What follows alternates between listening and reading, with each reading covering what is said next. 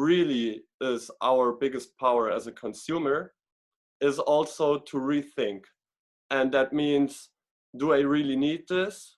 Can I get it, as we said earlier, for example, secondhand, or does anyone in my family or friends circle already possess something like this and they can share it with me, so that there's more socializing into it?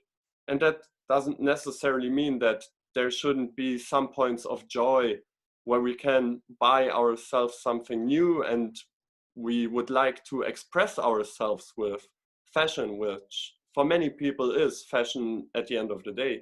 But I think if you look into ways like secondhand, repairing stuff that you already own and shopping your own wardrobe, the potential to actually, let's say, express yourself, it becomes way bigger than anything you could ever shop.